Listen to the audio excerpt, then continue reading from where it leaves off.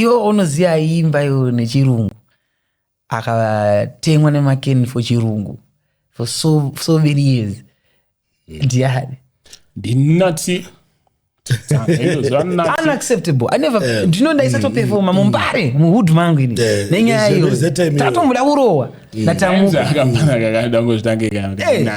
I hope dai paitika Sting. Nature go candidate yandoita naye Sting. But candidate inofana ngekaenderana ne level yangu. Anefano ani nama. Requirement yandakaisa. Yekutozihambula yekuti nama wena tikuzimu. Ndikati candidate inofana nge iri mu Grammy featured project andikwani. But fix it to challenge aoga kuti culture lemera ndizvo best ndati yanya yangu na Freeman mkomo wangu HKD adaira nyanda ndamuti iwe kana wakaipa tune fi tune izvi enda kuna tamuka kana no skid ndinda na tamuka kana ndina no skid tune fi tune ngati mbopondana 3-3 for the culture for the culture sekuti Freeman kana achitoda mkomo wangu kana undinzwa Freeman mkomo wangu haazi kudara my big brother basa ndine studio yangu ndinofana wangu anotobatsira vamwe I cannot mention them because I know that I do mention vama hypocrites vamwe vacho vanobuda vachitaura kuti vakandibatsira inini vamwe vacho vanobuda ivo vachitadza kuzibatsira mutime ineyo vanoti vakandibatsira you get what I mean? Hypocrisy yo ndo imwe rura industry because vana vachaziye ma levels avo. Yo Sparks akamonzwa wanzi kune munhu amonyorera song inini. Ayo anyadziswa uko. Inini? Azomonyorera song. Ndinotoda kunyorera song but akusati pane mfana kana ndakanzwa anyadzota kuti mkomana atakunyorera song. I think ide vele na madedido. Ndikunyorera madedido ndatonyorera ati mkoma enze kunyorera masong. I've written for so many artists. Kuti pano chakuti read mail pano mama munhu read mail. It was riri uptown. Right. Pumchele ndo yakaenda uptown. Ndo yakacrossa no Then massive countless Fantan can testify kana wasiri hypocritical they can testify I took them a lot of stages under my strength. Charlie Black stage ndakadedza fana vese ndikati uya imperforme nati general wafana isafana pa limelight vape strength enough ndopa advice because sometimes it's not only money ochi mari ntuka wisdom yandikupa inobhadara unotoibhadhara someone ugara pasi kubvunza ndoita sei but vafana ndinoapa for free. They always call me, some of them privately. Commentators. Ona, pane chinhu rakafara chakataurwa namfana ulungende one day so. Akataura kuti amenaitaura nasomeone anokudhisa vanhu. Saka mukoma wacho ndiani? Haungazoite munhu nekuti hauna mukoma ka. Indina wakoma. Chapreza mukoma wangu. Yes. Big up to him. Akatondibatsira. Yeah man, true. Winky dim mukoma wangu. Big up to him. Akatondibatsira futhi. Yeah. XQ is my daddy, is my father. Mukoma wangu. Na nasi achiri kundibatsira. Tamuka mukoma wangu. Na nasi tiri tese tikushana ndibatsira his family. You get what I mean? Freeman mukoma wangu. Colors mukoma wangu. All of them artists anana shinza dadza vakoma wangu. Zona music ine apana paunosvike ndoti nini nasi because ndokona ndiri pamusoro izvi ndine ma big songs. Kwafura ari kurira kana ndiri kupisa ndikutrena ndo ndatanga kudisrespect kuti dadza aiwa respect yo inofanira kuchengetwa munhu wese ane mukoma asinogona kuti basuka mufana wangu atori mufana wangu the music Sparks and Zigo the good music not just any music kune music inouya ichienda kune music iri timeless the music that will stand the test of time. Yes. That type of music will live longer than us. That means some of us will not die. Yes. Some of us togona kuparara to inflation wona kuparara itaza kuuda teska pasi teska mcoffin but we will be alive because the music will live longer than us.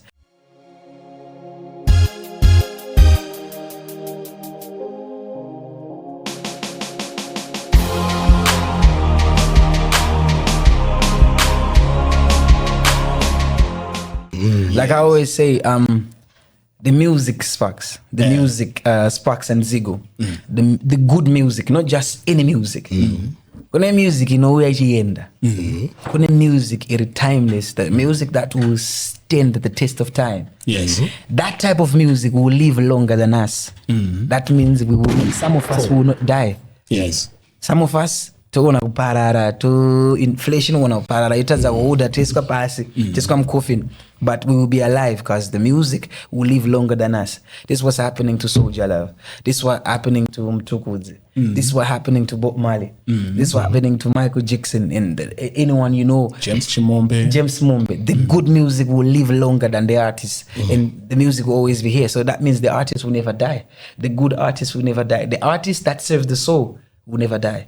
But kudevangu save the soul. Music yo inengene ma time frame. Yes, no music waitaze chiuta chakatofura. Ene zamene iriko mazano kune tukavanhu pa social media inofura futi kude. So I feel like I always tell to the young artists, yes, desire yangu as an artist is not to unzindinzi ndarira nasi mangona makusendo mkanchinza wa music yako icharire wamburidza music. I want my music to live long. That's why that inspires my pain game.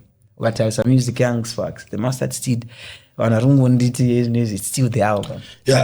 Ndonyanga datita nezvo kuti kuna zvekutaura Nutty zvinhu zvinoteerereka especially kuma youths because tina album ratoziya kuti mukomana akagadzira album nekuti even nhasi wakateerera that album unoyatsonzwa kuti pane zvanga zviri different, unotozvinzwa wega kuti this album is different. Samukuru munonzwa seiwo muchigadzira album rakadaro rinogara for a long time, wanachitoka rinzwa even nhasi havanzwe kunge rasara kuti zvisiri kuapply palife. So like I said, timelessness is the essence for me. I want to do something that doesn't fade ne trend kuti hapana kutsvaga mara kufika kwakapera, kuriritira mhuri yako kufika kwakapera, namata Mwari is the ultimate goal. So those are the topics I write about, those things, because these are the things that we resonate with. My youths ariko. I want to be an inspiration to the youth. That's why I'm doing what I'm doing. I'm not doing this no, it's bigger than that. So many youths out there look up to me. Nutty O wanoona my dreams are come true because Nutty O get true. Nutty O na Demako na Bob. So dream youth I told my streets no are true. So I give them the resources in form of music, the resources to use to propel themselves up. So album because I know that I'm gonna be here even when I'm no longer here. What do you mean religion? Why don't you choose as a mustard seed? Yeah. Master no nyanyuani Bible because agriculture at number dilani mustard seed. Yeah. How did you arrive at that name? Inspired from a Bible verse, as long as your faith is small as a mustard seed, you can move mountains. For Revelation. I personally I feel like I'm a mustard seed. You're a mustard seed. Okay, so we are science it's actually a mustard seed. Shariri, my characteristics are a small seed. Kikuti kakaiswa pasa. Kanuzo buditsa zvinhu zvinokava ground rakakura. In the karpasi kanoita succumb to so many environmental pressures and conditions are still favorable. But kanozongobuda. So I think that is the reason why you have stayed long on the game because pepe wakachigara. You bury a seed like a mustard seed. Chini one chauri show for muti uchazongokura ende muti uchashanda kune vanhu change uri shelter change rega tenchi kuyozotima mahitsi ma flowers kupa smoko zvenyu pavhale ene wakabva zviprove wanifatikandira too much zvikotingura skero. Hey, but Nutty O, unofunga kuti wewe ndepi secret iri pakugadzira a good album? Secret behind it. Kana wafunga kugadzira album, pane zvinhu zvanofana consider like 1 2 3 4 5 zviri important zvekuti every ghetto youth ari kunzoka ndikada kugadzira album, anogadzira music yake, anofana kuconsider zvinhu izvozvo. Asati atombo pasitona zvinhu izvozvo azvifambi ndezvipi zvinhu izvozvo? Time invested. Okay. Yeah, good music takes time.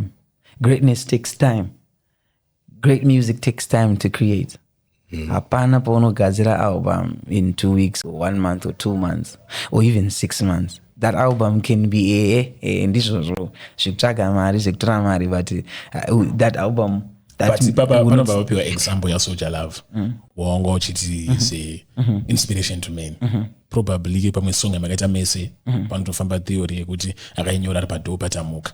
Not I was with him. he wrote that song ndichitoona akatopedza 32 lines abva atoenda vanomirira insani ndabatanidza because ina right so anenge aine exception kana tichimboti akuna yes ariko ma 1 in a million okay ariko ma 1 in a million. That's why also I will tell you this ndipe vanhu vane maalbum vaunoziva vane maalbum anostand at the test of time padecade ratabva iri. You'd find kuti kuna Killer Tingo Mandaimba and some others in Mustard Seed you cannot go, the fans are saying rimwe but kune ma artists akawanda are so good but they cannot do album. Some artists are good ndekuita ma singles. Album requires a different type of fiber. Vanenge vatita hasha ka vanotozogadzira ka EP vanangazoito hasha uzotoka but EP racho futi kuti nyaya rinozostenda here the test of time arifezwe here nematrends. It's hard. Zino require a different type of fiber, a different type of tenacity, courage.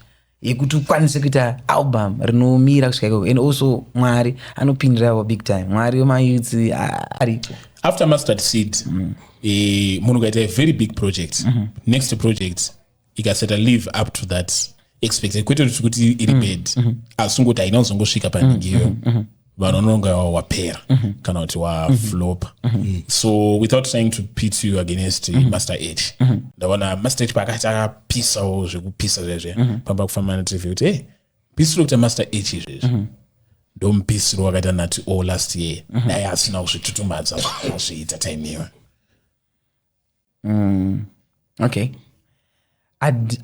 andizive pakuzvitutumadza because I also feel like vanhu black skin, a human being, human nature. Vanu mistake confidence ne pride. Ndevana vatudi kuona munhu ari confident anonzwisisa zvaari. Majamaicans and the self-esteem to the fullest. Exactly. Vanhu vatofariri kuona munhu anoziva zvaari. Munhu anoziva zvaari haafariri. Munhu asingazivi zvaari ndiye anofariri. You find that the fool is blameless. Yes. The fool is blameless. Superior logic. You always find that the fool is blameless. Yeah. People like fools a lot. Thank God. It's my fools, man. But you know, this is only panobuda narrative yekuti wakaoma mzoro. Haushandiki no. You know, but you want yogurt to start to end up a podcast. You know what you want. So someone doesn't want to give you yogurt, ala kupa fat. Kana maheu. Ovwa marambo kuti mabati ndoda yogurt. So mira yangu ndotsvaga yogurt. So nzaye wanoma msoro ari complicated anozvitutumadza. No. When I released the Mustard Seed, if inini ndofamba around, people say I'm too humble. Vanotonditi I'm too humble zvisirizo zvinoita kuti ndizopedza ndakurerutswa. Because I'm too humble. I don't carry myself like how I should carry myself. Munhu anombofamba na angari current minister kana former minister of energy baba. Oramba otoziva kuzogara. Don't humility. So I'm humble and pandakabudisa Mustard Seed, humility took that album where it still is right now. I released the second project yanga iri better and bigger than the Mustard Seed, but just because ndadzoka kuvanhu vanofarira zvinhu zviri foolish, havafariri zvinhu zviri munhu ari kuziva zvaari kuita. Ndakati Cornerstone was a mixtape. It's my biggest project up to date. The music, the quality, the substance, the delivery, the choice of songs. Ukanogara vasi ukanzwa Cornerstone from 1 kusvika vari unonyatsonzwisa what I'm saying. And get to the advancement. But now we are stuck. Kwedu kwekwe. And hatisi comfortable sometimes kuchinja boots. Tajaira boots yedu atakatengerwa iyo izotirwadza kuisiya. Attachment keke kemota yake kutanga. Mota indoita sendo aindoichengeta nyangwe yakuvhundusa vhati. Toda kupinda nayo muparadhiso. Totopinda nayo. So but mota inenge unofanira kutochinja moto utenga mota ine magetsi manyowani emazuva ano. Didi akawaniswa magetsi. Ndiyatika pomisi yangu ambotekerwa tacho. Uda kutry kufacilitata discomfort yako. Uda kufacilitata wamboona munhu anenge arambwa nechimuko ada kuti but anda kupa justification kuti anogutsikana nako anakufacilitata era yake iye ipapo kana kuti wachitwa nechimoko vozi unoda chimoko stereki wo uda kufacilitata kuchita kwacho uda kuchijustify kuti apati tombwesa kuti tombwesa paskeo kuti chakatadza kangani chikagona kangani utrai uda kufainda listen kujazira namwana unhu bativona atadza just walk away and move nati pane nyaya wataura pawati zvoni master seed andika raramba riripo and rasurvive even paine matrends and nyaya yematrends I think inyaya yekuti tofanira kumboita vana vanhu vanonzwisisa nyaya idzi like imimi ini ndofunga kuti music haifanira kuteererwa matrends inofanira kuteererwa good music tingaite sei isusu kuti tibve panguva yekuti song kana kuti chinhu chakaipwa nevanhu 1 2 3 4 5 chatoipa but magood song akasaitwa izvozvozvo andoparara but uri ndo une wenyu kwa imimi human nature munhu haipa ndamutaura inodzoka kweke common denominator munhu people we like to hype mediocrity a lot especially in Zimbabwe lately mediocre inosimbiswa zvakawanda just because maybe yasimbiswa naSparks or yasimbiswa nani or nemunhu muhombe akaita sei or munhu ari paposition ipi mediocre inononopushwa yosimbiswa ndozvikuzokonzeresa kuti vanhu aimbe kana zvezvihuta zvezva zvapera I know I'm just giving an example no I know one thing I know but I'm giving an example that will give enough contrast to the issue kuti tidzokere kuti tisupporte substance imimi ndimi mapropellers you and other people vanonzwikwa nemayouths vane influence ndimunofanira kutoticha vanhu kuti nomanaka tikumboimbirei music tikushandisirei magetsi tikutengerei magetsi tikutengerei equipment reason ndeyekuti tigadzire something chinokwanisa kuchinja someone kunzoko saka mukatiimbira imimi for example zvinonyadzira mwana ari kunzoko akanzwa achatedzerere zvinonyadzira ende osababa osamai uchafara nazvo here mwana akanzwa song iyi anofunga sei anofila here kuti kuba kuribo kana kuti kuita so kuribo tifanira kutangira ipapo culture shaping what do we promote the most and what do we allow kuti zvisvike kuvanhu unotoona kuti good song inokatwa poiswa song isiriyo handiziye because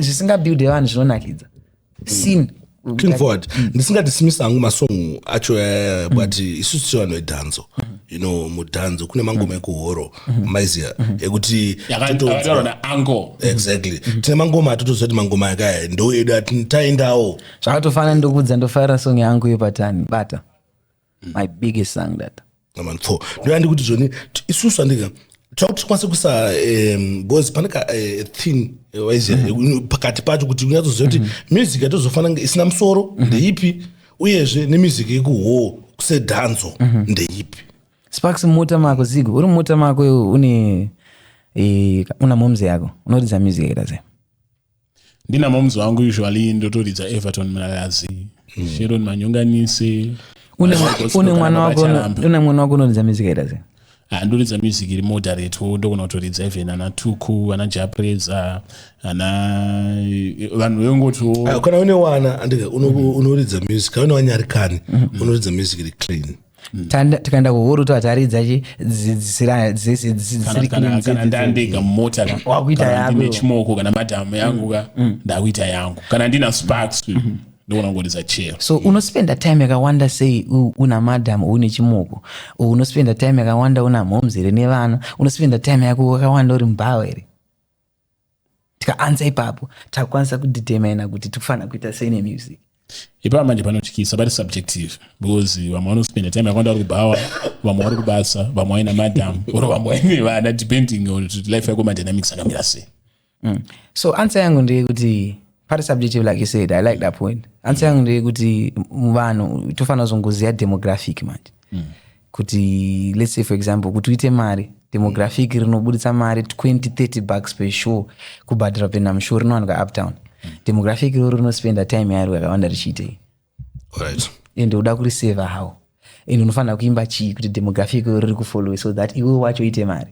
Kweto rimwe demographic risingaende kugraft risina zvakawanda zvekuita risikakwanisi futi kuzobhadhara 30 kupinda musho rinoda $2 or $5 rinospenda more time richiite wakuzviisa iwewe mualignment yezvinhu zvako and iwewe zvaunoda ndo zvaunotedzera ndo zvaunowana. That's why uchiona inini ndiri pana ini nditone demographic ndotoziva kuti vanhu vangu vanoda chinde saka ndichimba music yandoita imwe handiimbe because ndoziva kuti vanga havaide iyoyo vanondipa $. Ko vanobva vauya vobva vati macheso akaimba kuti handeimberi tipe vanhu kutya kwenzee isu chedu kubvonga kushata kana nhapitapichi vachadudzira ndine muitikiro wazviri kuita ka I don't want to lie to you munhu akaita saNutty O you are singing music iri timeless together with many other artists like ana Freeman ana chichi chandidi kwabva kwauya futi another niche yekuti pakapostwa zvinhu kuti zvinonyadzira kana kuimba zvinonyadzira handiti unotoona nemudairo yari kuitwa kuti ka tineka kumbunyikidza katakanga takaita vanhu vamudiro vata music the same people unongobva kuti aNutty O aramba zvinonyadzira but Nutty O anoti anoinspire nana Vibes Cartel kuJamaica kwaari kubva kunoitirwa carnival yekuti kunotoimbwa vanhu vasina kutopfeka tichiona this is where we are drawing the inspiration from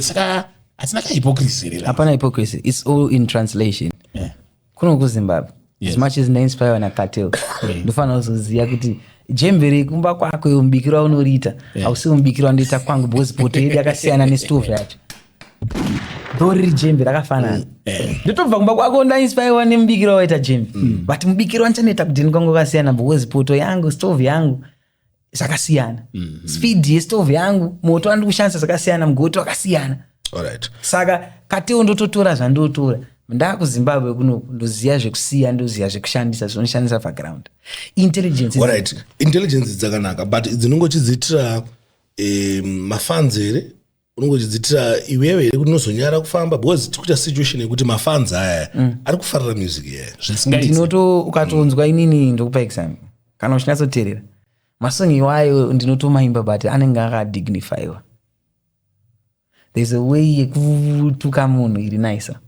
there's a way yekutaura zvisirizo kuti zvitaurike you get what I mean ina ndizonoti pabooze eye because now ndakureflect mavalues angu kuti aina ndikwanisa kuita booze eye but ndokwanisa kurwa booze eye neimwe way iwe utozozona kuti parwa booze eye ukanzwa shoulder ukanzwa too much ukanzwa pana chachema waiziya vanonzwa finesse ndakumasongs angu ese love unotonzwa kuti Nutty O ari cunning ani mutambiro anoita nemawedzi achitotaura zvimwe zvinhu zvezvo zvikutodiwa nematuke that's why music yo matuke tichirimo why I'm saying nange ndisiri mutuke abva kubhura dance kumatuke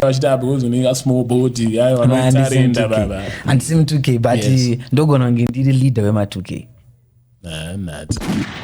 kova leader wematuke inoti kuti hanzeze tizvigaro twemusic aiwa kutova leader kutova mukoma vazvishandwa kuti takatofamba rodi dzimwe dzekutoti vamaitizvigaro aiwa noti tunyaya kuti tezvigaro atakapfuura iyoyo zvigaro vanhu vari kurovana baba inathink music ine magenerations exactly so generation iri kwezvo inini ndokudza Sparks yes Danny can confirm probably I'm one of the few artists anoperforma primary school for my grade 1 2 3 achimba wait for word iyoyo mustard seed roro richikuimbwa ndoenda kuprimary school I perform I don't see some of the artists vamuri kutaura inini vanhu kuma primary so ipapo Nutty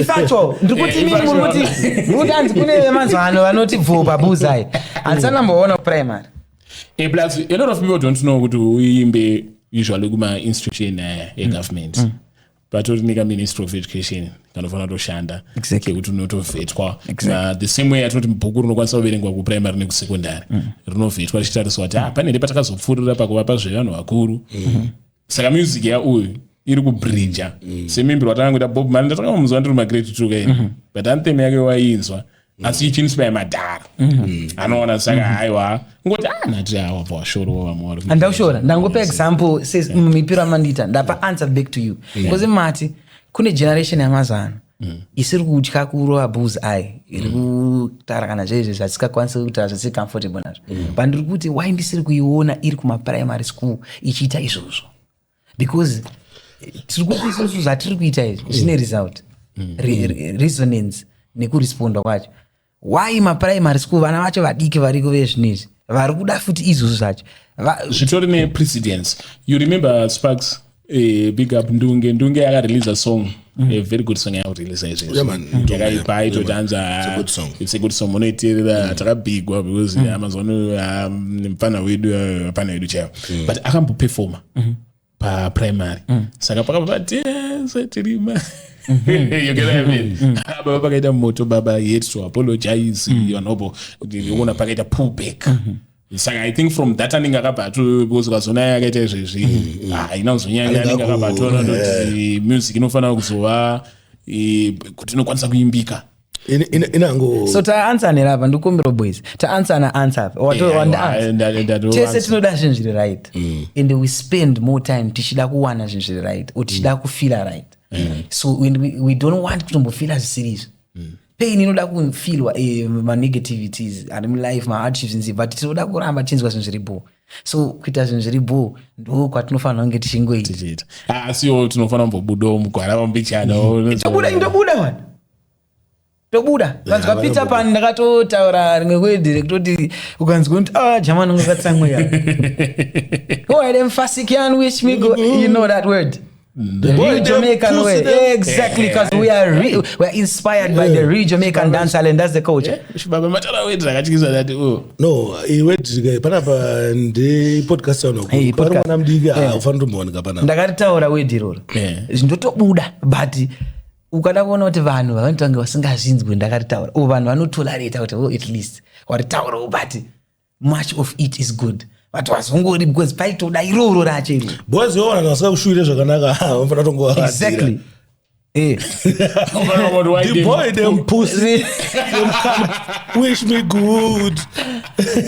Nansi all ladies and gentlemen mubvunzo waSparks wanga usati wapindura wekuti chinoita kuti munhu uite trend ayo baba kuti chinoinforma a trend kuti what it means kuti now tane daba trend anditi because ibaba ndo batoda kuziva kuti kana ndatrenda zvakureva kuti ndapisa here fanike do ratovharwa akatrenda but zvakabva zvareva kuti zvakabva zvaita here hazvirevi kuti zvakabva zvaita. I think you can see kuna vanhu vakawanda Sparks the hardest thing is to do hit song year in year out one shit kuti pagore une one hit song apewo watonayo rinori the hardest thing ndine two this time what issues usually ndika pamangoma atiri kunzwe izvi natu watokorobera 2 andikuzata ne collab of team Heir inana wakabaka Oliten and Nyasha David and Oliten big up hit song ina sound kanguso sound Heir magunanza ni panacha chema so zvinoita kuti panacha chema na Buffalo so trend aitoreve kuti washi but zikuri asitofana ngo big head umbotaura bacheda kuti mfana yanonzi akapenga and mfano mchaindo makaimba naye Nyasha David akaipa Nyasha David ana voice white one of the baddest vocalists in this country mbona ndona nge asunyazopiwa respect one yes I second you we don't respect Nyasha David enough one of the what not only my hits chitariswa kuti akapinda pasong yemunhu nenoita magic say unotarisa personal Oliten anangorova bhakabva dai but chemistry manje yavainayo manje nechibaba ichi aiwa unoizwati but song gore ratanga zvakanaka song inonakidza inonetsa. So to answer you trend aireoti watosvika Zigo you know me kubva kudhara Sparks you know me kubva kudhara waitoshuwira kuti tisvike mamwe malevels atazosvika unongochinzi une potential ne potential unoita 7 years uchinzi une potential uchitoimba machune above average anaitoimba madezi ana bless my hustle achitoenda muradio achitoita number 1 but isati zvaita kwatoenda paground vanhu vatu kana unengongori sort of a backbencher like exactly uri kuma number 7 uchisport wangu siba number 1 unenge chikonzi pana kana boomshelele but time yeboomshelele ndo pa I think I carved out of that frame ndava ndazoenda pa number 1 because ndanga ndakubva ku military touch ndandi ku military touch already so ndanga ndakuti manda kuya kuma ghetto hits angu fantana levels tutanga kukwidzidza chinjeje now ndane confidence kuti my youths akuziya kuti Mr International Flavor around the lips saka ndakurimba manje. Why uchinzi Mr International Flavor? Ndotonzi Mr International. Why uchinzi Mr International? Vanondisapota vakatondipa style. Vanondisapota chinoyeka comment section. Tisipanya international ipapo nati I think ndemvunza yakawandisa sakaiti. Ndiuze to. Wekutanga ndokuti artist uzonzi aenda international kati ainterntional nezvipi zvinhu zvaanofana kuita bo ndikuona ngemayouths andika ari kurasika palanguage pangofungwa kuti ukaimba nechirungu international zvipi zvinhu checho zvimepa kamboyazo titi amana kuti artist aine international pandiwa 1 2 3 4 5 6 mabasic ekuti izvi 5 zvinhu zvakazvishayawo at least hatina kwati kuenda so chandokuudza even kuimba neshona so unokwanisa kuita international uchiimba nenative language yako the aspect of being international illegal unotambira. Alright. Ndokubvunza question kuti vanzwisise. Mawarriors akaenda ku World Cup ari 23 men squad vakawina cup ye vakapiwa ma medals. Munorifer munhu SG World Cup winner. And so inini ndikaenda ndikano performa pa concert ya Bob Marley. Ndiri the only African there. Ndo ndaimba na Teddy Riley na Roman Virgo ndiripo. Munonditi chindirichi. Unenge watu international. That's the thing achukuitika mfananidzo ni Sean. Sean ungomuti mfana izvo zviba that international. So which means kuti unzi wa international une zvimwe zvinhu zvanofana une panofana kuenda pane vanhu vari international. League raunofana kutambira and music yako kwainoendeswa ichisvika. It's a whole engine of things. Afani ndikabuditsa music yangu. Ndabuditsa too much yakatosvika ku BBC radio. Into player. Kiss. Ku England ikoko. Guadeloupe, Jamaica, enough stations outside of the country. Anoridza tune. South Africa, Channel O. Ma platforms acho asiri ekumba kwedu kumbare. Ma platforms ekuimwe nyika ari kuplaya music ya Nutty O. Saka Nutty O toti ari kuplayiwa kupi? International. Number 2, chimwe icho chinokuita ichocho. Ndaenda ku BBC radio ndogara pasi ndoita interview yekupusha song yangu na ADVERTISE. Andina kuenda ku radio padhinika yangu ikadoma. Radio yeku international platform, same radio inoiwa na Wizkid, same city inoiwa na J Hus, same city inogara na J5. Ndakarigara ndikashandisa mic iyoyo. That's the league. League iyoyo league yevanhu vakadii. Well, league you know it has a invite kwere kana kuti you pay kuti No. Like enough, there are things you pay for. Like that's no kamchirika. There are things you pay for, like PR is paid for. Okay. Kutopusha song, you pay for a lot of things. You push songs to badala PR. You say you don't PR ku India, but talent. Bible rutana kuti your gift will make way for you. Immense gift will make way for him. Kwese kwanda enda kawanda. Ndakakuchuzwa. Ndakata identify out. Zimbabwe une mnakada izo. Kawika kuno. Sony, Taponesco. Do you know a guy called Nutty O? Yes, that's my artist from Zim. Bring him to the Sony offices. We want to speak. Garena Epas. They have to identify. Empire. It will not. Zimbabwe. I will peace and then. Very power. My one. No identifier. My works are go pani magnitude. I no fana kushik. Pani ceiling roof na kubora my works so. Reguti ega. Anoji marketer ega. Before satesa effort. Ichi 2 weeks so.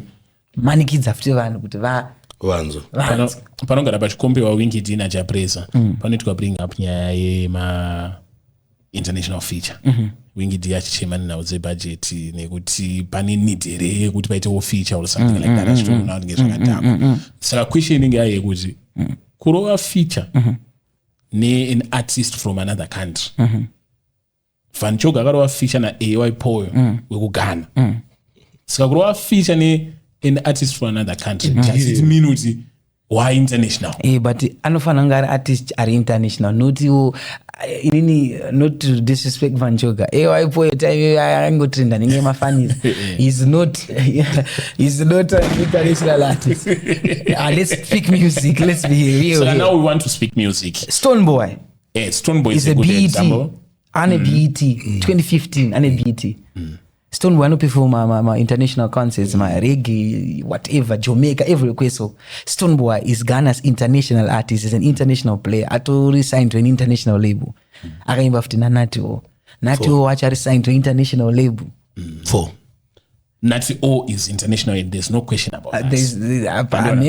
Kuna no question. Another good example. Good example and that. Kuti. So vapana opa wakunganiza mari.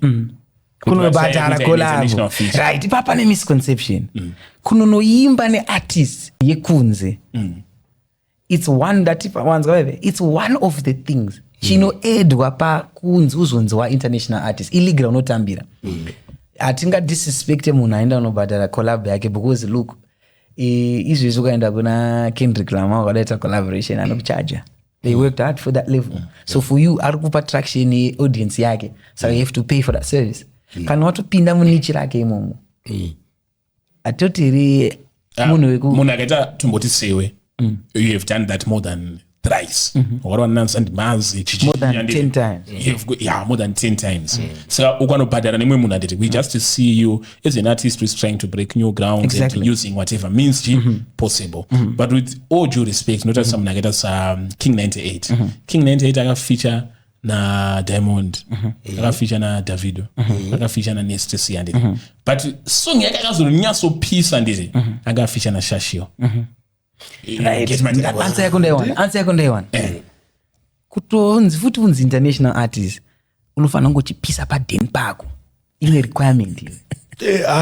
Iyo manje yakatopenga. Boss zvafanini ndada kumanager artist kwa Mtare. Ndofana kuenda kwa Mtare ninika. Ndosvika kwa Mtare kwachita ndofana ta show yekutanga kwa Mtare. Otomboizadza kwa Mtare ko. Unofana ngochipisa because ndo trajectory yacho. Vanhu ndokupa ma labels. Ma-scouter, ma-talent scouter. Vanotogara pasi kuti kuAfrica timboende kuSouthern Africa ndevapa vanhu vari kuita remarkable numbers online and also on the ground. Chichikuitika utoona kuti iwo maps kuZambia, okay, paZimbabwe Nutty O, FreemanHKD, Japreza, okay, uenda kuBotswana uti someone, uenda kuMalawi, vantu identify. Kana usingapise padini au say eligible to be an international artist, you are not. Dance I had before you.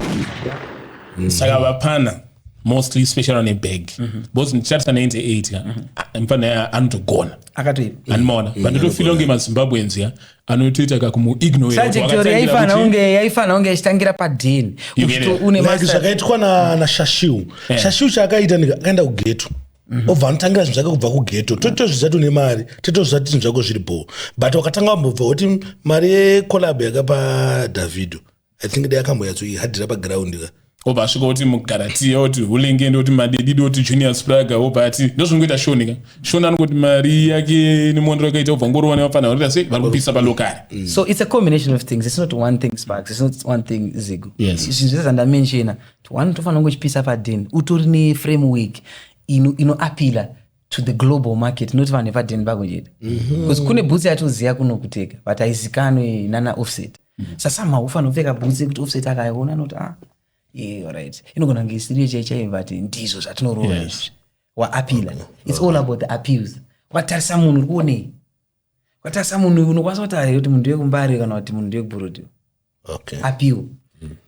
Kupisa padeni appeal yauri kuita, approach yako kwauri kupushira music, league rauri kutambira, maradio yauri kupushira, model yauri kushandisa, makampani yauri kushandisa, vanhu vari behind. Varungu vachanotodiwa futi imomo mbozi ndo vari musystem ndo vari dzvachi. Saka all those things zvinoeda kuti international artists, but above all pisa padeni. Pisa apa fungopiswa. Right, ndimubvunzo pa international.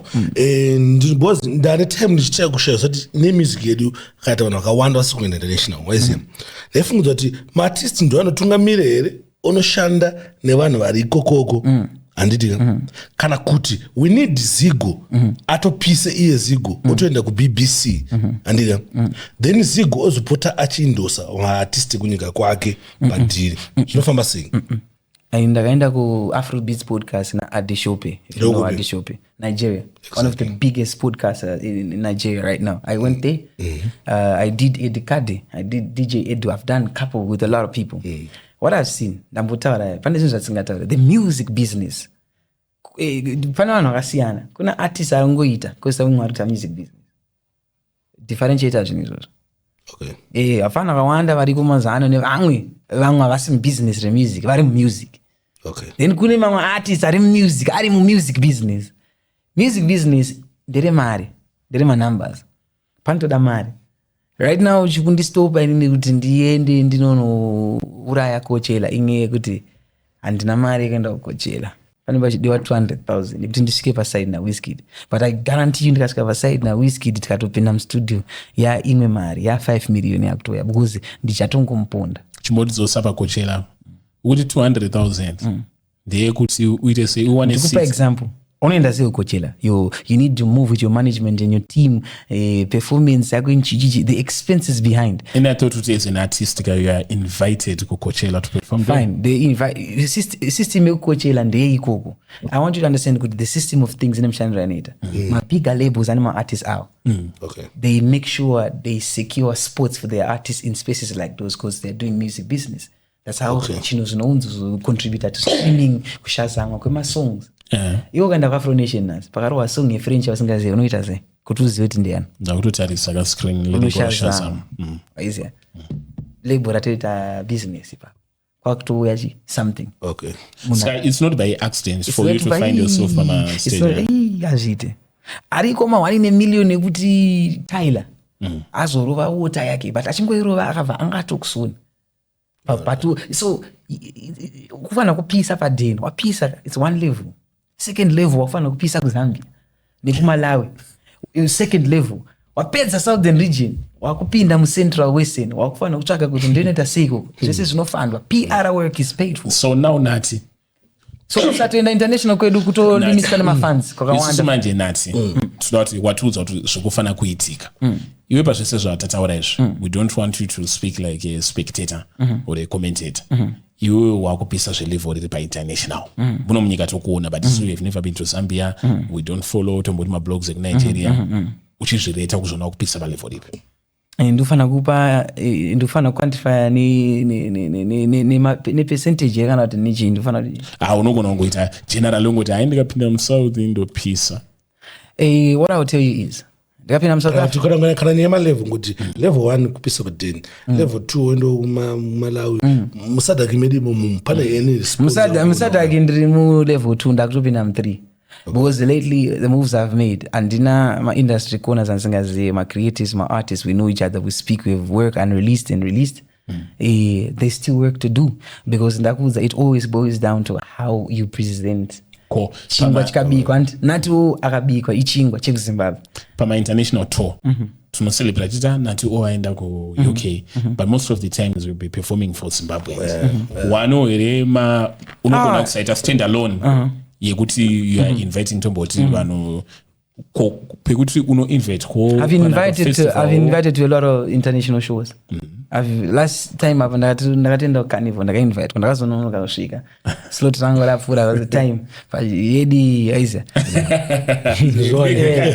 ndine mufesi wangu anonzi Trini Boy Juicy. It's from Trinidad. I did a song naye itori izvizvi August ari kuita futi concert yake ari kutonditi come and perform. We perform our songs. That's an international show. That's an international platform. There are many shows ada kurongwa ekuti tinongono feature for Bob Marley.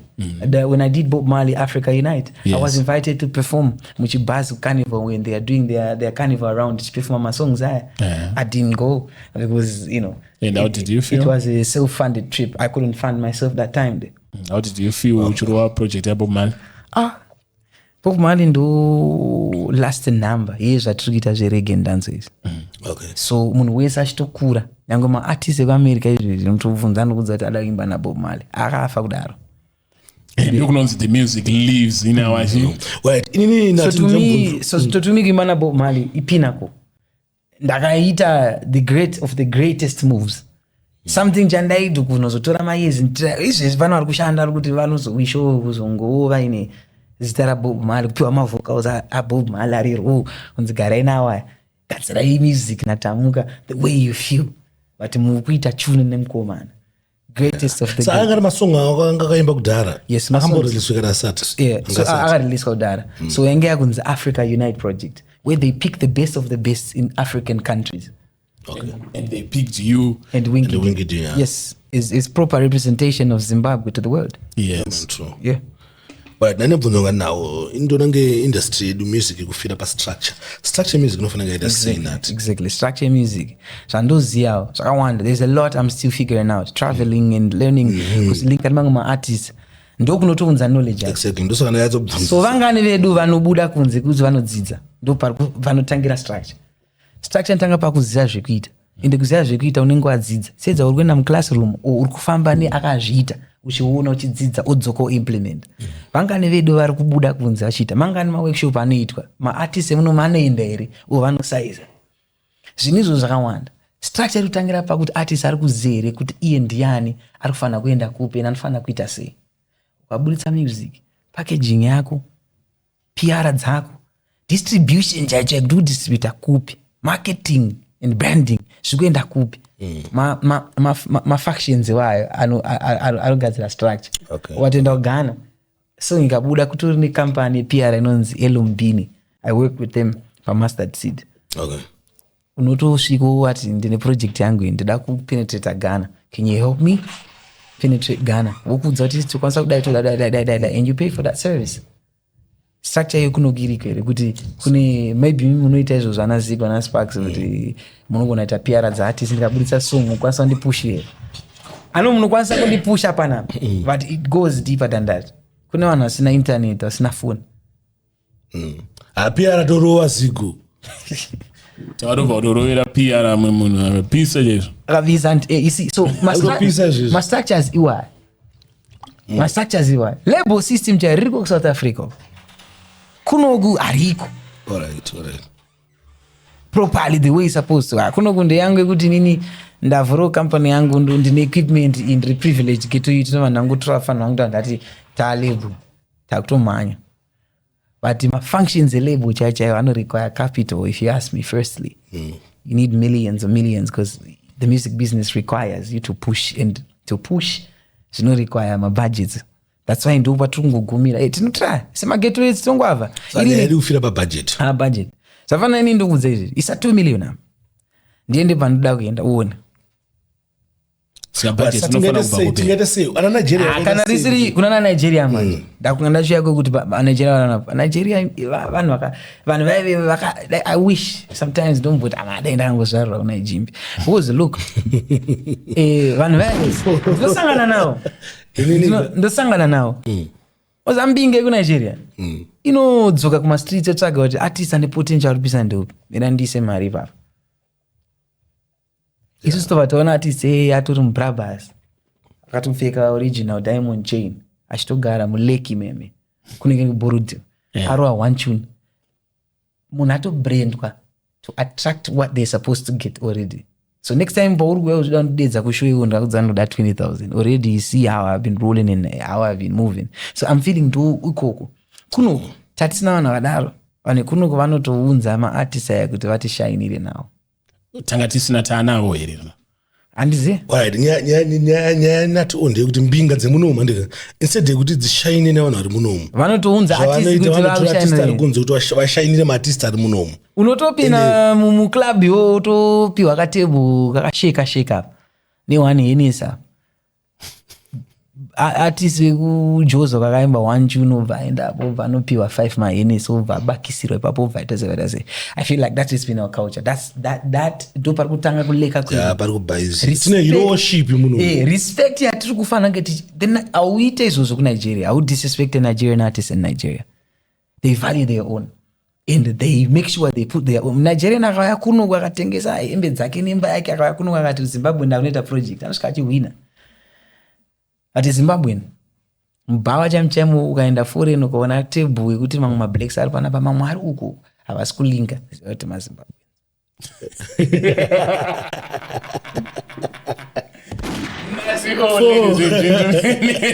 Right. asi ukaona pane magimbers nemagananians vasangana mani vanotota group up kuti vahwine vamwe patime iyoyo yebusiness iyoyo vaita group up kuti iwewe neni hatiwirirane ndatofanira but tikatarisoma maartist ekunigeria ambongotaura they are not so private about mbinga dzavo idzodzo. They are not so private about me. They're private baba. Amutumbuzie vanhu vamwe vacho vanenge vachifanda musinga. Ana David izvezvo anenge vaina anonzana ana the priest what Cubana. So Cubana helped a lot of people. And is one of the few people akabudiswa pachena nevamwe vanhu takabatsira vanhu. But a lot of the guys pamwe Cubana andone mumwe munhu. A lot of the guys vacho havabude. But we just ngoona ma-artists.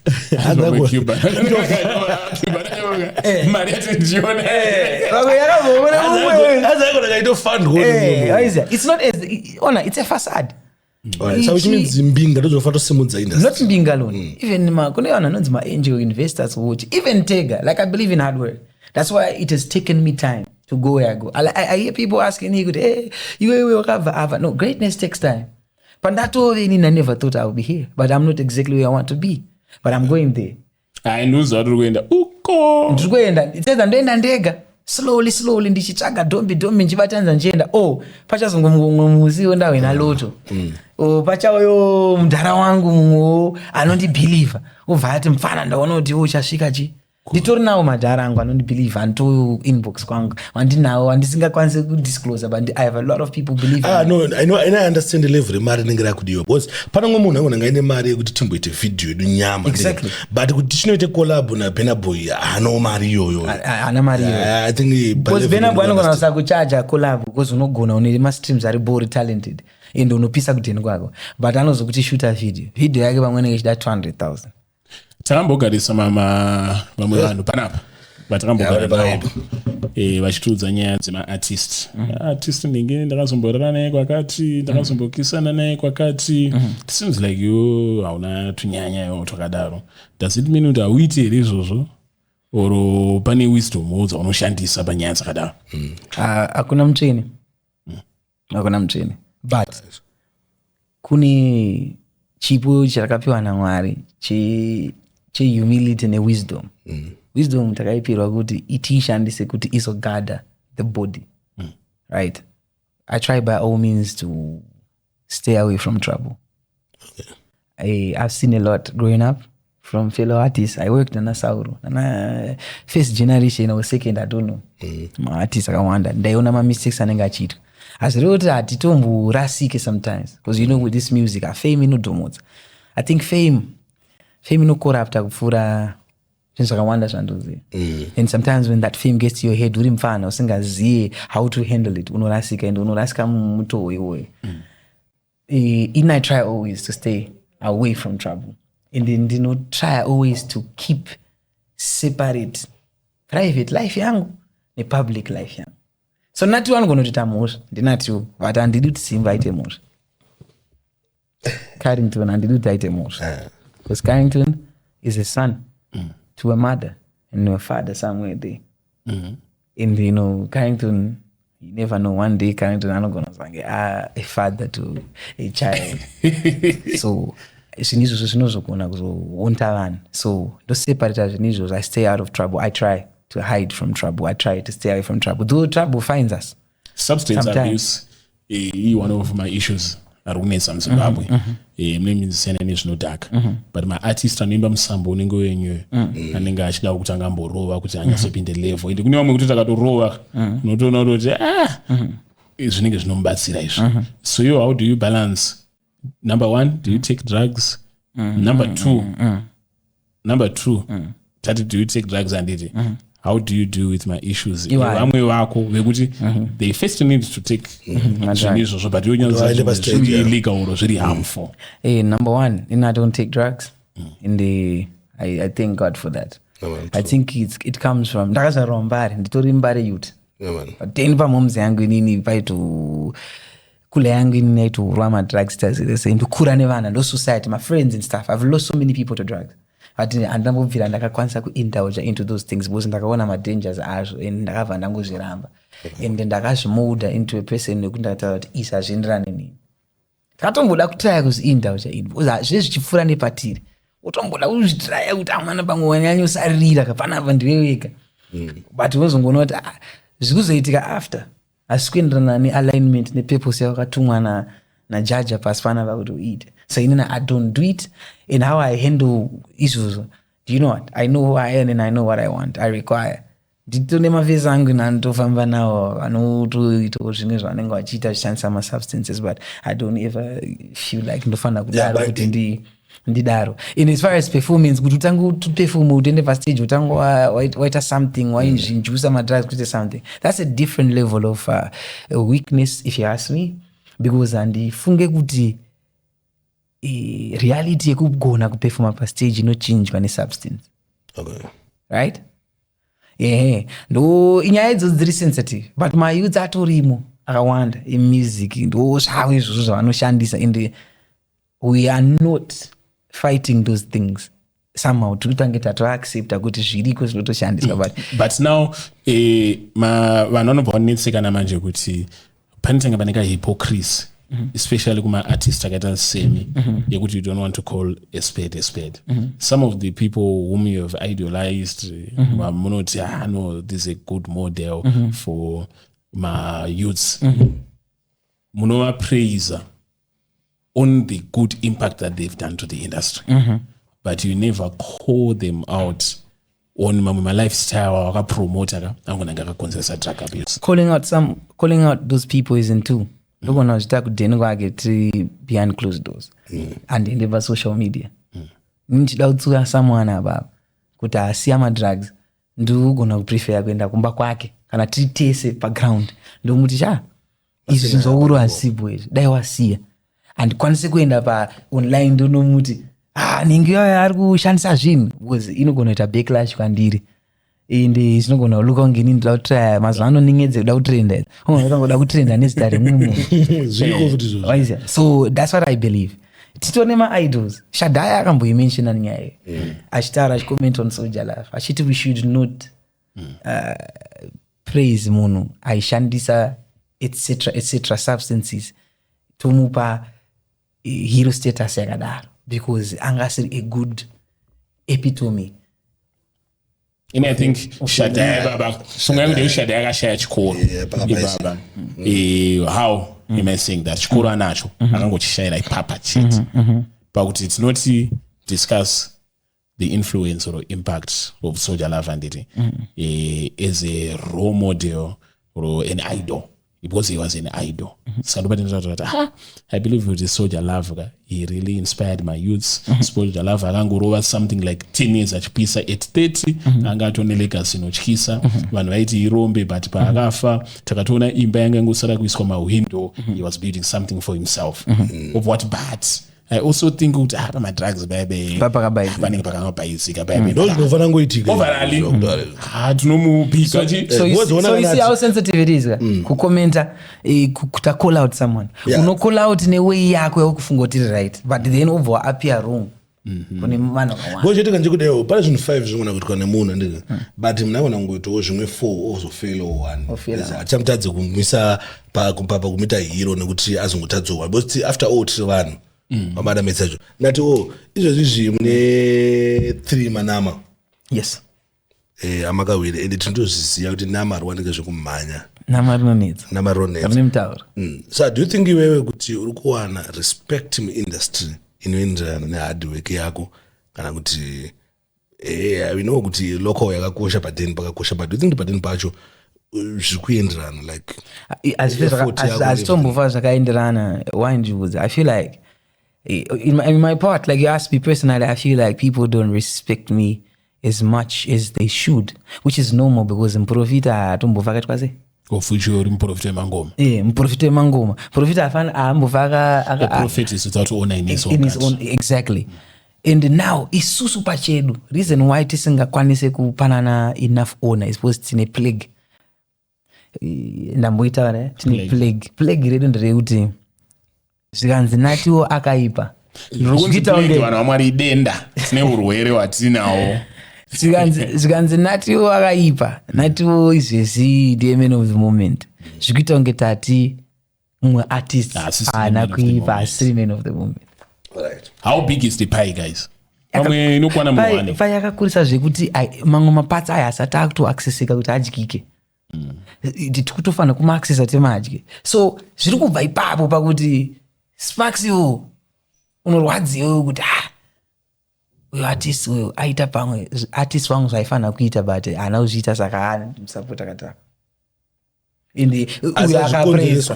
Asikonzereswe nekuti pamwe pacho pane zvimwe futi zvekuti vanenge vachisaizanawo vegawo munyaya dzawo oro vachioperata in a way yekuti iwe unosara uri wega at the top. Hapana, well zviriko izvozvo. It's a good angle. Zviriko but dakuudza this. Ini chandakatozoona zvinobva pakuti vanhu vane voice havashandise voice racho to teach varufana kutichwa. So svika papoint yekuti zvaakubackfire manje.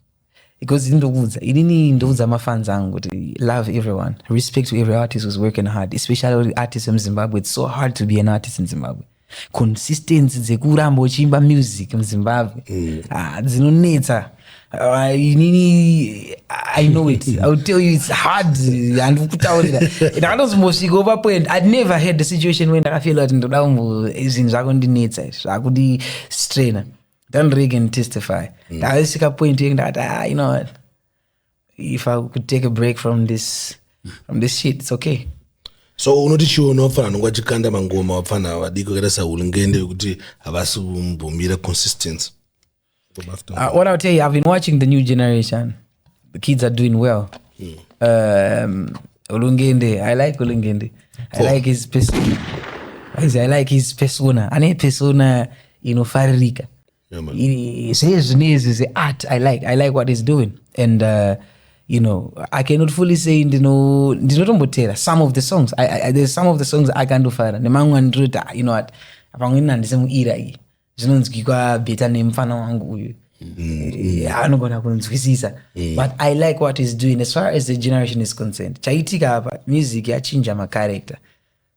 Asi script rachingoshandiswa remuZimbabwe remusic harina kunyanya flipa stereke rakangoshifta umbichana paipe patakatraya kubuditsa mustard seed mamwe matype emasounds ataisava comfortable kuti aitwe avatanga kutedzerwa nemayouths ndo masounds ari kuitwa izvezvi ndo trend ranachibvunza ari unozita trend sei 2021 5 6 7 years later masounds aya maititukira muchiti afane patwa mulume munoimba chirungu amende forward muda kutedzera zvekupi ndo sound izvezvi rakurohwa nevafana vedu vari kupisa izvezvi andiri kuona but zvakainfluencwa nasomeone ati hatitaure manje kuti influence iyo yakabva kupi. Inini I think nyaya yemacredits kuti muindustry medu umu iri kuleka.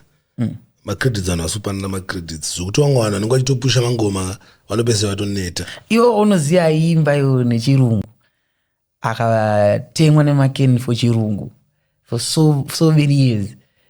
Ndiani? Nutty unacceptable. I never ndaisatoperforma mumbare muhood mangu ini nenyaya iyo tatomboda kurohwa natamuka uri kwamusoro kana mimi uri kwamusoro ezvinonzi mayutsesa ari kurupa mayutsesa akurupa video reanzi vrum inonzi chi vrum zvasiri unacceptable. You don't say iwe mukutase fane mimi mukutase but ona Nutty you Nutty, of course you chatted your way to the top. But abashayo madestiny yopa kutopinda military church kwa wakatomboita utaona na XQ arimo muchingoraba mashoulders.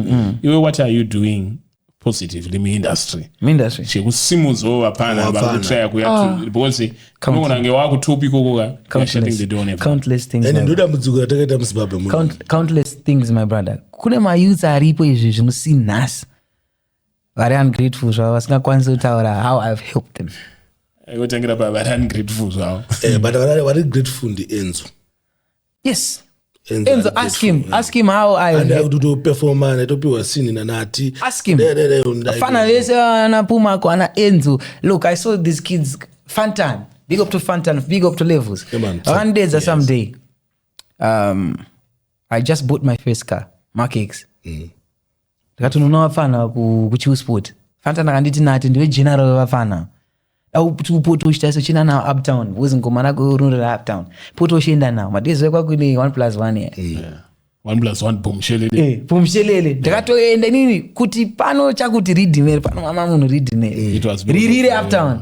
Right. Pomshelele ndo yakaenda uptown. Ndo yakacrossa no yakacrossa. Then massive countless Fantan can testify kana funny kana wasiri hypocritical they can testify I took them a lot of stages under my strength. Charlie Black stage ndakadedza fana vese ndikati uya imperforme nati general wafana isafana pa limelight vape strength enough ndopa advice because sometimes it's not only money ochi mari ntuka wisdom yandikupa inobhadara unotoibhadhara someone ugara pasi ubvunza ndoita sei but wafana ndinoapa for free. They always call me, some of them privately. Hey, commentators. That's it. Wafane.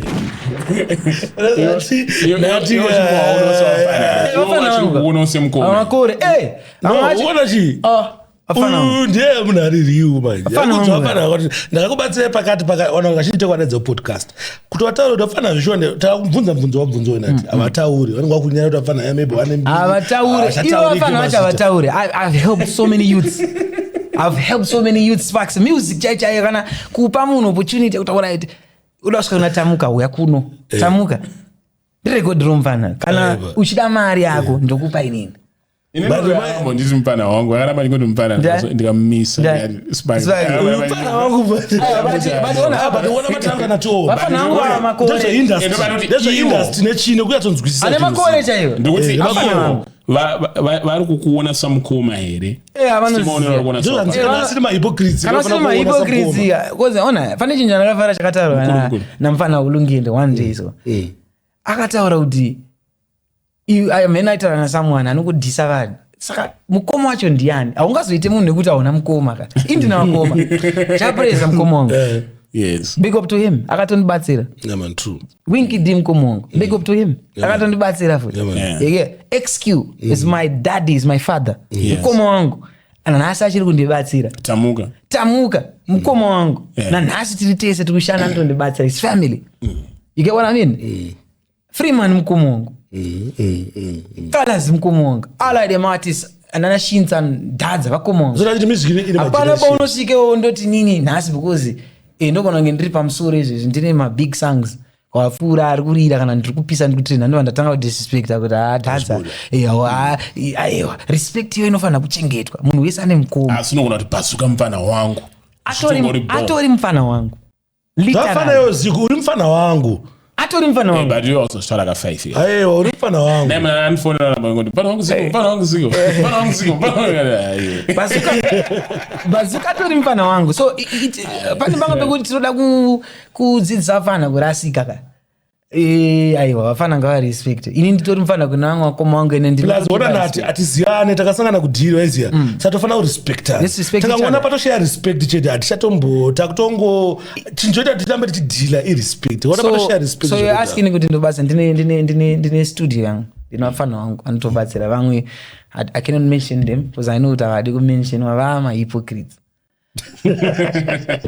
vamwe vacho vanobuda vachitaura kuti vakandibatsira inini vamwe vacho vanobuda ivo vachitadza kuzibatsira mutime ineyo vanoti vakandibatsira you get what I mean? Hypocrisy iyoyo ndo imwe iri kuuraya industry because vanhu vachazive malevels avo yo sparks wakambonzwa kunzi kune munhu ambonyorera song inini aiwa anyadziswa uko inini azvika monyorwa song ndinotoda kunyorwa song but akusati pana mufana kana ndakanzwa anyadzotara kuti mukomana atakunyorera song I think idevhenenda madedido ndikunyorera madedido mukoma enze kunyorera masong. I've written for so many artists.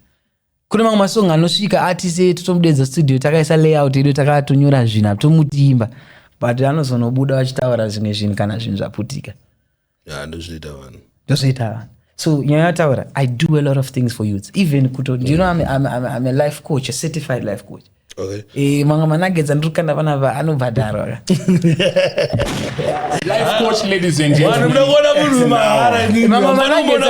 but my youth angu sometimes ndinoto munhu anotoya nekanyaya kake koma wangu ndine nyaya yakati ndotomupa nugget nomupa wisdom oenda ndakupa mari but inonzi intangible wealth iyoyo haisi physical cash, intangible wealth. Ndakupa zvinhu zvekuti unotozowana mumapaid rooms. So uchitipedu life chakadaro, how do you secure your future as an artist? Because by now to some extent nenguva yawagara nemasuccess awaita utori nekasecurity kawagadzira for maybe 5 or 6 years from now. Exactly. No, akusvikira pachafa.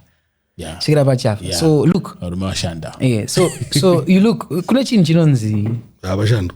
Ayo akusikata. Right, but inini kona ausofana kubva pana pasina kuya to explain nyaya iyi because nyaya yabvunzwa nasiko. Because ndikona nge tatara zvinhu zvakawanda but knowledge yekuti music toitengesa sei music business music ipapo I think ndo panofanira kuti mangobate muchibatana nenyaya yataura nasiko. So as an artist ari kuita music ndotaura zvinhu zviri simple because what my youth anofanira kunzwisisa. As an artist kune inonzi distribution. Okay. We are living in a digital age. Zvese zvapamasaisai AI chaiya yakutongongangura ngoma zvekuti ifanira kuti muZimbabwe izvi zvichuri number 1 ndere AI.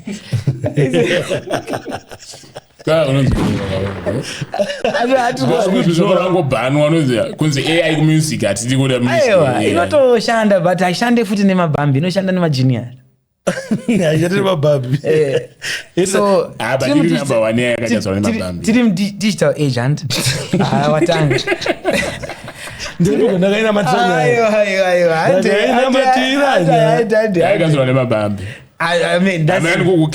inini ndikagadzira song yeAI ndikaona kuti song yadai, what I would do, I can look for a Nutty O or a Joshua team or what wangu, I want you to sing exactly zvauri kuona zvokuimbwa nechi AI ndiimbire exactly ndobvisa concept weAI wacho iyoyo ndeipi yautaure pamwe ndaira sei ana yakaina matira nyaya iyo ansanambenzwa baba aignore baba anskiketa but nini andizonyanyo because one thing about to my current trends ukatufollow unorasika unozokanganwa who you are.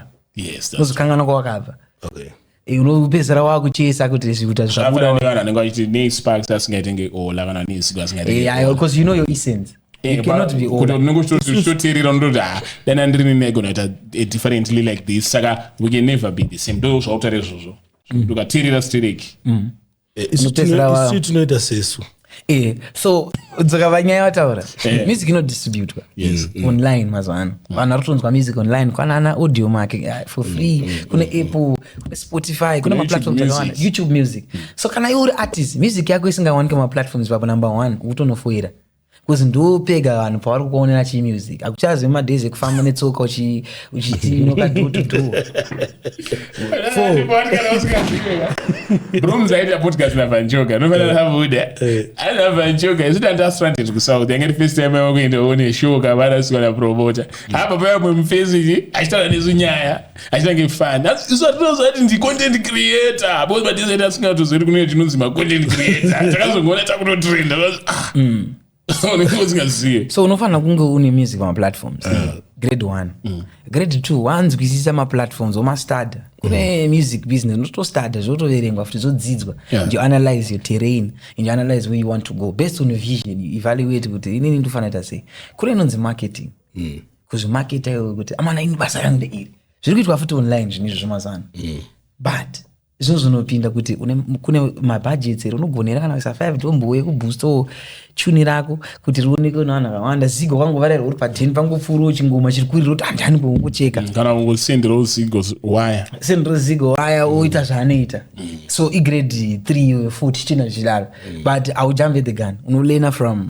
So ndo zvandiri kuti titengese music yedu tikufanira kunzwisisa distribution fanzwisisa industry distribution kuti ine ma heights atitisi zvidanita zvakafanana naDavidoka zvakasiyana. Alright, saizvi tinongoziya pane imwe chainzi chiko amechimwe chaibira vanhu madezi apfuura apa chakabira vanhu singaita nesimdanzo chiko yavaimanager so yekuti mimi ndika even vanonga chitora mari yobva ukiritira dashboard amunoona inonziji yaibira vanhu masong style ndakatomboita dina yemadezi anga ndi manager wasquad Africa I think ndio exactly ndatopinda nawo dhiri paubva rasquanda team rere andika rakadhiro rangangari padhiri andilingane ndepunchline wakandilingisa nevanhu vasquanda ndofunga ndakatodyika mari yake nanasi ndakamunzwa nyaya jangu. I think a lot of artists were saying ndepi distribution company dhiri chaichairo yekuti wewe semuna mazano you can do it wega neipi angoti bona wewe aripo maplatforms nana Dito nana DistroKid etc akawanda akafanana ikati mamwe akasiyana depending on zvakasiyana and it's also vamwe vanoona ma-distribution deal and depends structure deal rako wakanegotiata sei individually based on level rako but mazano unokwanisa distributa wega kuti ungoenda papa utudaiso unoita uturegistrate account yako uuploada music yako wega unokwanisa kuzviita asi zvine musoro ikati still unozonosukwa bosandi kuchikana uchita wega usuke unenge uchitongoona zvinhu zvako unozonochira chinhu chikati unozosukwa pakupromota masina ako mastores exactly ndozvanotaura kuti unenge wakufana zvine malevels chiwagon so kuti unofanira kuchistada uchidzinzwisisa mastores aya maartists ari signed kumalabels kutori neway yavanotoita nemabudgets avanoisa behind their artists kuti vadistribute music saka iwo kana uri independent artist unochaja maybe $100 a show hazvimeke sense kakuti ude kuda kutsvaga dhiri oiziva ita zvelevel rako vhura kaakaunti kako isa music uuploada wega uchikura the more you grow manumbers ako the more they grow they require a bigger engine to push you that's why vanozonotora madhiri afana inini ndine dhiri andinare zvezvo randakapiwa neDito UK murungu akatouya kunungu wakandisaina pawakauya time yacho tine maagreements edu ndine deal rangu mustructure rakaitwa even neto distribution rine mugadziro rakaitwa nemabenefits nezvinhu zvandowana nezvinhu zvandoitirwa zvandisingakwanise kuita ndega inini zvavanoita ivo selabel to label vanokwanisa kutaura iwewe nauyu munokwanisa kutaura but iwewe naaminu amunokwanisa nekumura ndashaya zita iwe nemwe mufana ari kumastreets ane kaequipment kake kepodcast ke3 wire ari kukwanisa kushuta futi neiphone yake achitukirira achita se achikomenta zvinhu zvavanhu vari kushanda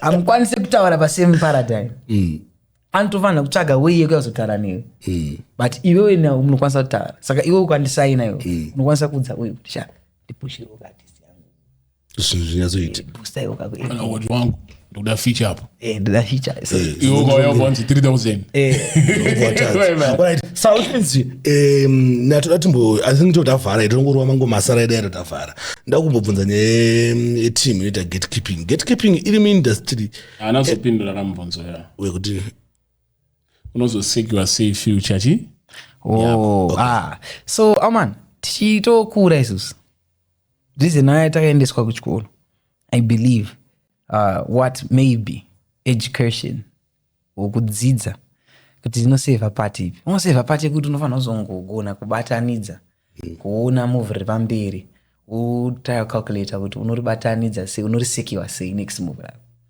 so ndiri kuti tichikura isusu taiona mamistakes aitoitwa nevamwe maentertainers I'll speak in line of entertainer tozonzwanza kana kuti soka star nhingi apa ma1 kana kuti entertainer nhingi apa ma1 but akambopisa kuti unototi shit saka pasina kusekiwa this pasina kuitwa this kana kuti munhu ana kunyora wiri kana kuti amene zvakaitika ana kuisa trust ana kuti asi zvinhu zvaunodzidza inozvidzidza in the walk of life kana uri a student are hungry for knowledge number 1 kutotsvaga knowledge kusekiwa future iko because ruzivo runokubatsira ruzivo runokuita kuti urarame mushe so my youths ngatsvage knowledge inini that's what I do I devote myself to the pursuit of I think unogona patotibatsira ipapa mazhinji asi kutsvaga ndona maentertainer hobo knowledge maentertainer hobo vazhinji vanenge vatomboti vakura vama50 60 izvezvi tiri kuona vanhu vakapisa nguva yanasungura vakapisa nguva yanakamnyamagetsi wanga wati panotarwa their plea unoona vazhinji vacho vanenge vachitengesa maswitsi vakangosviba panongowanzonzi zvinhu zvemuzimbabwe zvakaoma how do you justify kuti munhu aimba zingaite zvezve akutambura samubvunzo wangu ndoti as an artist kune organization iri yaunoziva inosekurira maartist future tidzine nayo iyoyo organization inosekurira maartist future ayiko I think iwewe artist ndiwe organization yacho inofanira kuzisekurira future but ndataura kuti zvinobva nemukuda kunga uri hungry for that kuseta magoals kuti inini ndikurowa manda kuzobvisa amai vangu mugeto. Amai vangu vakakura vachiroja. Da kuvabvisa mugeto. Watoseta target. Target iyo ichakupropela kuti utsvage knowledge ne-equipment nema-resources, be it ari tangible ari intangible, achakuita kuti ukwanise kuzotenga imbobvisa amai vako mugeto. Ukabvisa amai vako mugeto wasecure future yamai vako neyako futi. Zvinonzi iwe kana uchikwanisa kubvisa amai vako mugeto iwe wakwanisa futi kuzobvisa mugeto. Wakwanisa so zvinonobata kufinancial literacy. Kana kumbonogara namoms. Zvinonobata futi tozonosvika kuadvanced kwacho inenge yakunzi financial literacy.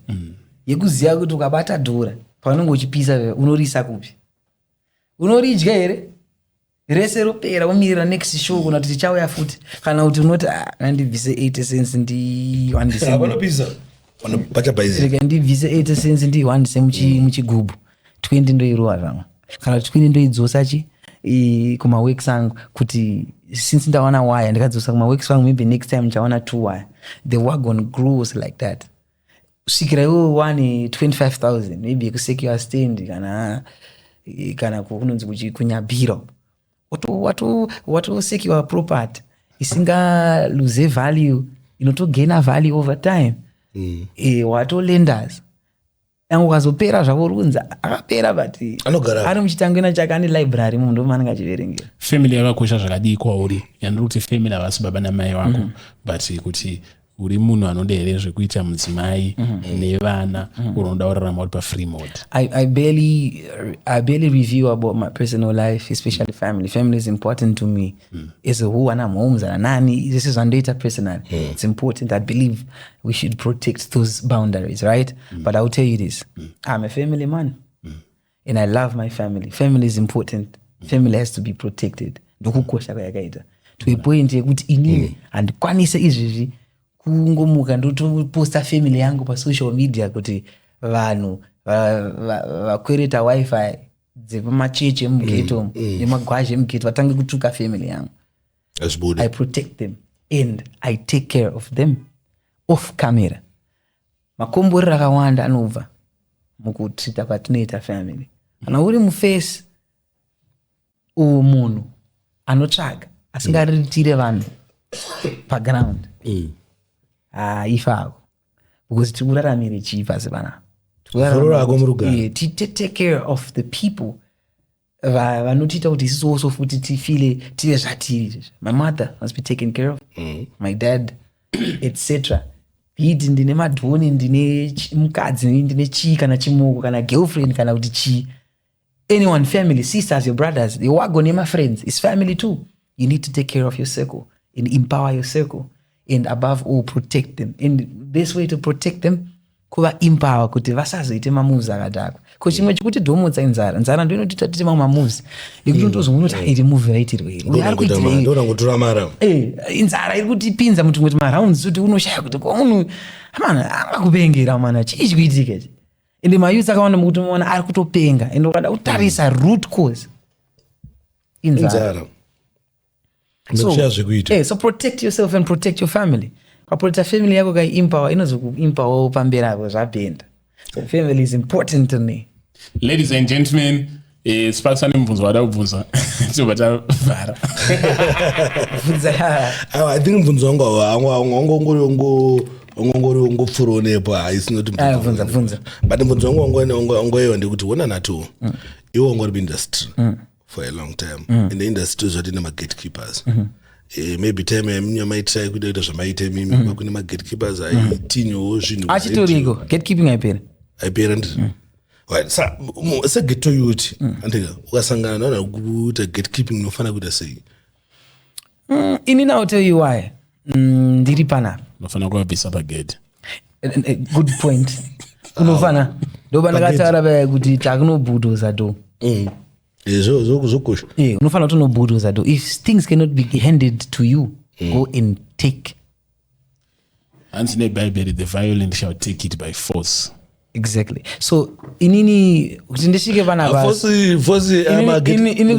ndisvike panapa Sparks pane mabounce kuti pane mabounce apatombodi by force apa kuti ndisvike panapa inyaya yekuti ndakabhiliva kuti the biggest gatekeeper ndimwari ende ndizvo zvazosvika kuma-extremes munhu anokwanisa kugatekeeper zvakapfuura zviri kuitwa namagatekeeper edu vanyama ndemwari ende mwari ndiye the biggest mbinga, ndiye the biggest connector.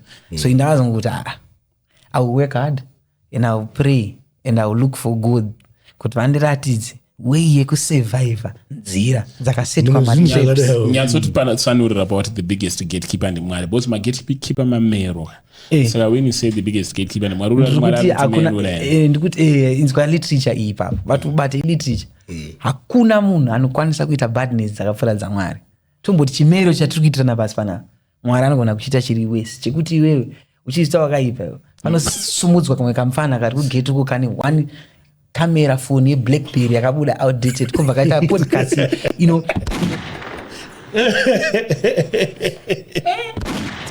badness dzamwari. So chimero chamwari hakuna mero rinopfuura chimero chinogona kuitwa namwari. Kuna inonzi ini ndine concept yangu wekuti ini I'm a Christian ukandirwisa ini ndinoenda unotaura mwari. Saka inina ndirwise iwewe ndinoudza mwari kuti ndirwisirewo ziko. Saka mwari mufesi wani chaizvo because ini ndichitomuudza kuti mwari I think iye mwari ane intelligence dzake dzekuzoziva munamato wekudayira noyekusadayira based on zviri mwoyo medu nezvatinoita. Zveshuwa ini ukanitadzira ndisina kukutadzira usafunga kuti unopabuda. Zini ndinotongoenda ndonodza jaja ndirovere vanhu vane shama ende munorohwa mukatoratidzwa chimero last number najaja chaiyo chaiyo. Nati ndavasiyana nyaya topedza tazomerurwawo vhara nati chingotudza kuti abx zvinobva kupi tichigadzirwa beats tobva tapinda. Abx zvinoreva kuti ability extension. Yes, zvobva but ndakupindira nsaya kuti ndinowina seva gatekeeping. Gatekeeping yangu ndinongonamata namwari kuti ndinjengesei nzira gatekeeping serious. Are you serious? I think ana mwari achimbo gatekeeper mwari chimbopa pagate. Mwari zvakanakira manje haiti havharire munhu waiziya but ane simba rekukontrola gate. Mwari futi anogona kuvharira kuti akubike kuti uzove zvaufanira kunge uri. Ora tongoti mwari anenge achiziva zvaari kuita. Angachitoziva zvaanenge achiita. Asi kana ukagatekeepirwa naSparks wakaona. Sparks manje akwanise ultimately Sparks hazogatekeeper sezvinoita jaja. Ndinendo pandoti jaja uyu munhu ari kuzita akaipa imimi chimuratidzai kuipa kwenyu palevel rekugatekeeper iroro chimbomungangurai ini ndikutovha ropa pasame formula iyoyo chimbomuratidzai kuti imimi munokwanisa kunganguramwarobvata anoma ava vashoma vatakachuza ava takavachuza ava havanga kunaona vakachuzwa so kuti nyanga wakatokutsondera newe ndotsonderwa zvobva zvatorowa. I also want to say this. Hold on, I want to say this. Big up to Luis. I've worked with Louis. Big up to Uncle Munumtapa. Big up to Zim Celebs as a whole. Do vanhu ndakatanga now. Still my family. We still together. But ndungoti tani level at all. And also big up to Brandon. I want to big up Brandon. I want to big up. Ndoda big up munhu wese wandukuziya kubatsira my youth background. Yes, yeah. Big up to even Passion Java, the prophet, the ideal prophet. I want to tell you this. Why? Because I know what he has done for my youth. And skutara zve tunyatu pakona tuvanhu utanonga achitaura tunyanya. Indikutaura munhu wandoziya abatsira vanhu vandogona kuudza izvezvi kuti aita so for uyu. Ende ndo vanhu vatiri kuda mayouth ari kuda help vanhu vari kubatsira mayouth tikuvafarira ana Louis Uncle Munumtapa ana Passion Java Boss Lashani imimi mukubatsira mayouth. You see, big up to every artist working hard and big up to everyone ari kubatsira mayouth background. Yes, tati pachi background because kuno kuZimbabwe kune zvikutoitika zvekuZimbabwe kuno it's hard to be an artist kuZimbabwe, so big up to everyone ari kubatsira mayouth background. Ndichingovedzera ipapapa big up Zigo nekusimudzira Junior Spraga. Vamusimudzira. Big up Sparks nekundikumbira kuti ndisimudze Junior Spraga. I was only later note but it's public knowledge to mfana wedu tinechingova simudza kuti chinakirwa nawo. Big up to Spraga same time. Yes, that's my youth, man. Above all, big up to Hulengende. Big up to Hulengende. Big up to Jachild. Asisuti Jachild. Jachild, big up to Jachild. Jachild, aiwa. Zvuri tikona chi. Inini zvaizine zangu chitoti pane zvamuziri kuziya. Ndakamboona ndino vanhu vamene vanopinga. I don't know kuti Zimbabweans chii. Ndapostawo mfana wangu, ndine mfana wangu. Mfana wangu andiposta ndinaye ndina jecha tiri pajuza tikunakirwa nelaishi. Tikuita tikutora mawex ndikupo mfana wangu managisi ndikutomuradza tiona kuti atitotaura kozi mfana wangu zvekudaro it came a long way. Inini andaungotamba naSauro. I was one of Sauro's favorite people. Mamwe artists aduzinzwa. No, I was one of Sauro's favorite youths. Kone usingagaro chizvimba. Ndinogara ndichitaura pese sparks, you know this. I always say this. Sauro, when Sauro came to me, akanipa collab when I needed it the most, not inini and akanditi mpano. Achida collab utakadoti tikaenda padeni. Ndanga ndatukwa alright. Nanombotaura kanganya. Ndanga ndarwiswa. Nemamwe mafellow brethren, ma-artists, tiri ku-England, tiri mufani. Kanzi unemba chirungu hapana kuonenda. Unemba chirungu hapana kuonenda. Hapana kuonenda. Muri ku-England, wanza hapana kuonenda. Ndikasimatora iti, avana ndine one tune rangu. Yati muku-England, ndizana kuonenda. Hanza hapana kuonenda. Ndiri pana vanemi maboys. Yes. Ndauyo ndine tune rangu wani. Kokungofarawo skill yangu ndichikuita ndirikiti. Kanzi hakuna kuonenda. So I left bitter. Ipapo ndo pandaka ndikaimba Bugatti ndikati Sauro akanditi stick to the level usatirire madevu ndeve kudisa malevel. It's a line rakatondiva because akantera ku hotel. Ndaudzwa na Dobadoni kuti wanzwa iso mfana ku UK Dobadoni. Nani na Dobadoni na social stream under. Shout out to Dobadoni. I love that youth. Sikanzi Dobadoni andiudza kuti mukoma nati akaitwa rafu nemakomana mumoto. Ninge kunzi chirungu chichi. Sauro sakanzi avati sakanda ndakufara nezvaito. Zvandichaita inini ndakukupa message one. Stick to your level. Satirire madevu ndekudisa malevel. Tikasvika padeni ndichakupa collaboration. Takasvika padeni jamani. Sauro akangodedzwa namukoma jaya kanzo ndakati mukoma jaya Sauro akanditashani pachuni. Zvikanzi amai ndimfunire. Mfana muya pa studio. Ohanza wakapromisa mfano wako tunes kanzi abo garai apa anything you need ndikusei mu record ndokureketa kwatakaita zuva. Pazuva paipe ndine vesi ndakabvisa raSauro randida kutoshandisa kugadzira tune. Aiba mavhesi akawanda. Vhesi acho rimwe aindiudza ndakatibvisa kozi aikonzisa mutauro. Achinditi ainzi wata construction yauri kubuilda tanga uri yuti pezera wa elder zvichiri easy kupinda chakapusa chakapusa kubuda chakaoma kupinda chakaoma kupinda chakapusa kubuda. Andite mfano pauri babo one day ngoroziya kuti unobuda anytime. Asitore 1 minute kubuda. So treat vanhu zvisirizo. So you treat any man, don't disrespect people. So there's a poor about you treat vanhu. Usa disrespect vanhu. Risiya wakabva. And always remember wakabva. Remember what brought you. Pana pamatara pada udzokorodzwa mageto etsano pakangano ipapo. Ziya kwa wakabva. Itsumuka ziya kwa wakabva. Ziya kwa unobva kwa unoenda usiku. Ukakangana chikakusvitsa pawasvika. Ma challenges ako achakuruva nogona kudzosa kwa wakabva iko. Iyo isutu na lucky do barefoot. Be good to the people on your way up the what? You need them on your way. So ndakatonganguro ndokuimba kwandakaita Bugatti. Inge tori personal life. Ende Sauro angandipa line ro. Azvina kugumira baba kandipa collab. Azvina kugumira baba last time I met Sauro takavarisa ku dance table. Do I think King Alfred can testify ndo pakavharwa dance table yaloka pamamonya ipapo to. It was inini na Sauro. Okay.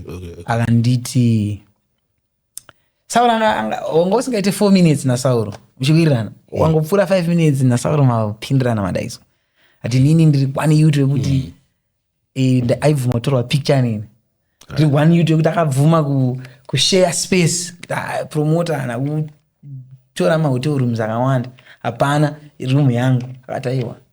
Vamwe vaive ngavapfurire. Nfana nati ngavayo kunoku. Ndinaye. Yaman. One Sauro. Unenge wa respect one legend.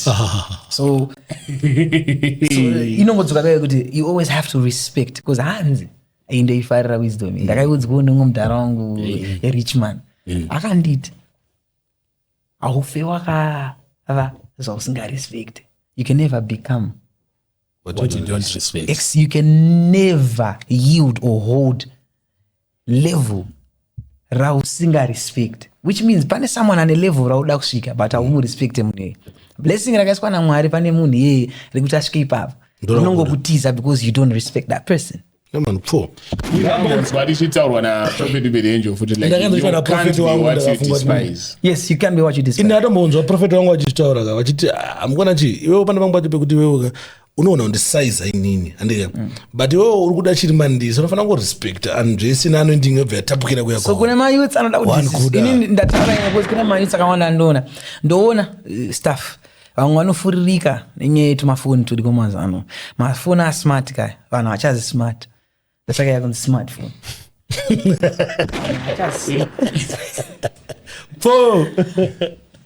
so unondi disrespect inini but urikuda level randinari. Yes. And you think you can be inini or more haukwanise blessing rakaiswa pandiri naMwari ukasariona iwe ufana kutotepa into the anointing.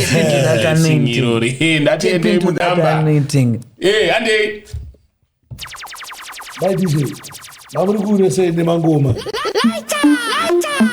special chadzoka chana biggest tune right now, one of the biggest too.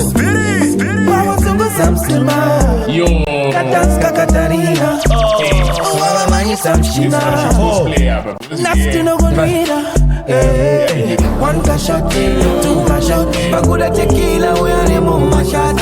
One shot, two shot Baguda tequila we are the mama shot. Baby waka baka Unona Nagadula daka Makunanza supposed kupolera baba aiwa kati kuti iwo ndokufana kupefoma kapaningi panyasha tefafana nakawese aiwa ndatingwashure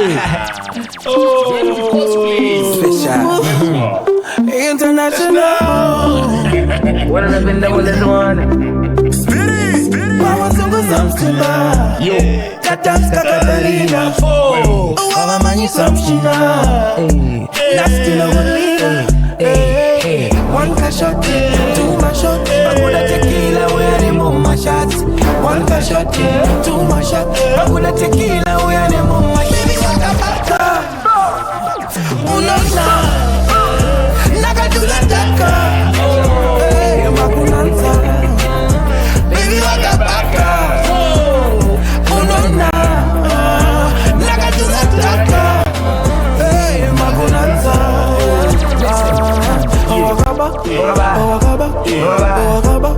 Come and take my manada. The people no tamba uno ni the madman. Tumunda kupata ungo ni pa one touch killer. Drive me crazy in the mind. Tamba kungur pa matsan. One did that. Baby waka fit when good in the pite madam. One di bad. You say panona. Stagger me crazy uno di one in my bad. Oh what a girl. Me say put your chica to the bar. You drive me crazy. You know what you want. Baby you need to do it that. One shot, two shot, Baguda tequila, we are the mama shot. One shot, two shot, Baguda tequila, we are the mama shot. Baby, waka baka, unana, nagadula daka, baby, waka baka, unana, nagadula daka,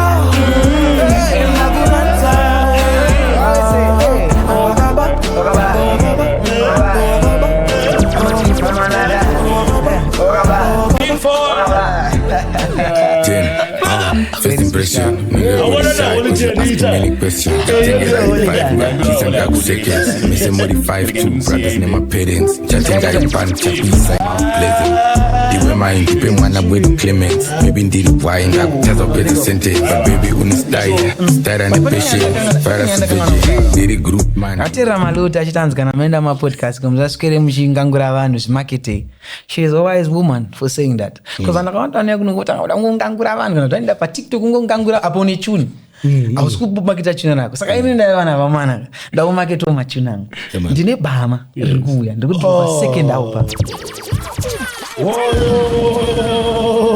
After a long time tatakarimira album ndapata kubvunza mubvunzo kuti yaraita zvinhu zvemaster seed tochiita sei ndandigadzira bhama all these years. So it's the second album, the sophomore album. Mina ndikuudze usati waida ubera ida tofuka reva album 10 aiwa zvokutaura about level remaweksika rekuti one album handiti nemasingle impact katalogi racho rakasimba kufura dumbu raSparks saka rakasimba katalogi rakasimba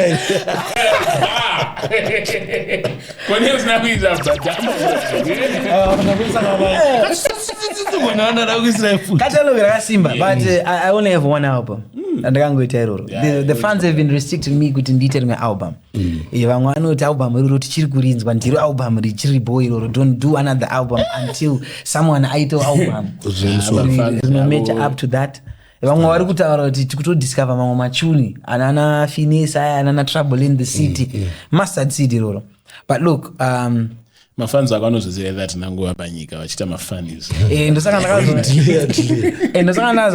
mira ichi ndiite follow up album so album this year muna August. The album is dropping. Too Much was the first song of the album.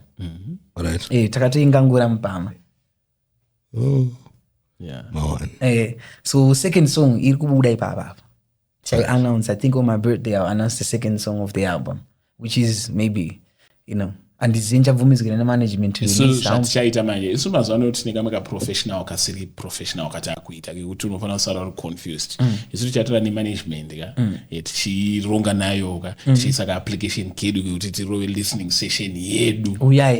I can personally invite you to that. Because inini pane kakuchuza katila kuita masongs achakawandisa.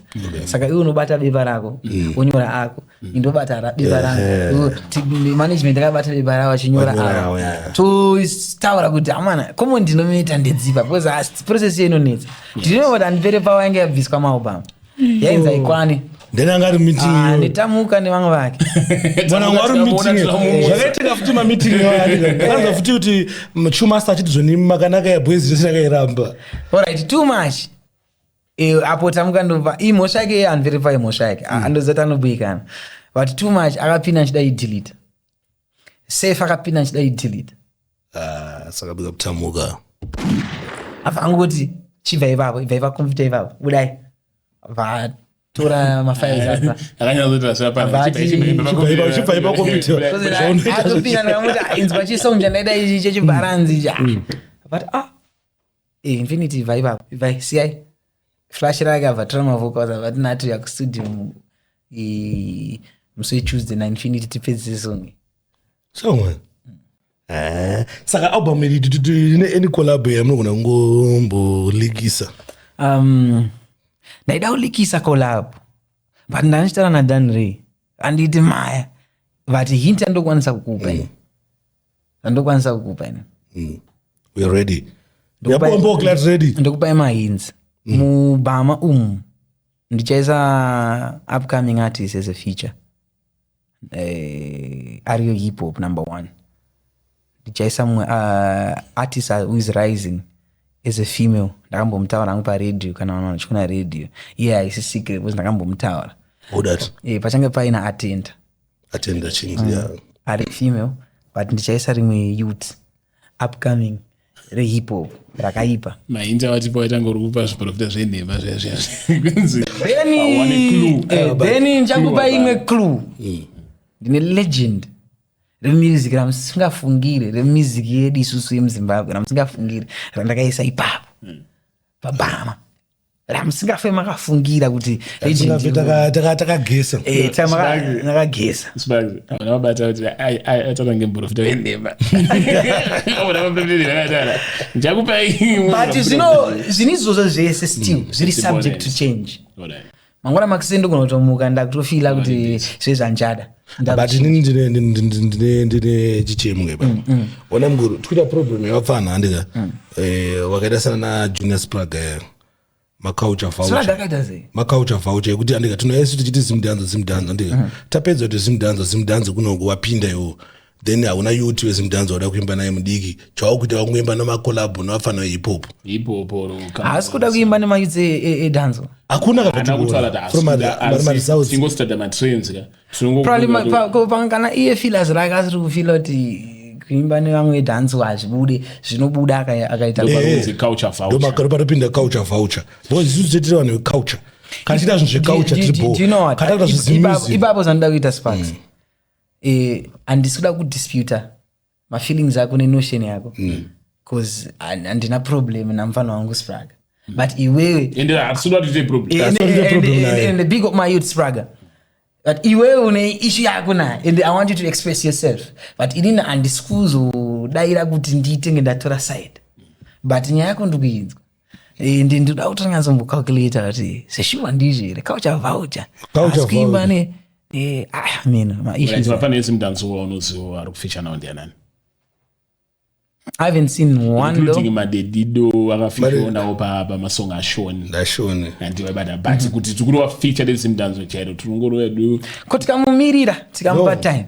tatomba anotopera ngoya akatazotamba akutopera apa pana nguva apa is a culture voucher that shit bro afana kumboita chimboita makolab ndo atikuramba pakuti yo mfana hip hop mfana hip hop tango ngotsure king forward pana mfana hip hop ko mfana esimdanzo ndeupi ndesakandati nini ini ndasandapedza kutaura ini ndati ndini collab yamusingafema kagezi amusikuziva kuti ndiye hip hop ndiye dance maybe but hapana pamuchashaya inini ndiri true representation yedanso autoshaye danzo muchi collaboration mu album angashite but inini preference yangu ndogona kufila kuti juice nesource randiri kutsvaga handisikuri wana kuvamwe vangu vezimdanzo ndikuri wana kufano hip hop yeah ina think azvina problem nozotanga manje takugona kuti makolabo ako ese angori vafano hip hop takutanga kutaura zveculture voucher generation yenyu chemama akatopotsa mambozviita ndozvazvauraya danso izvozvo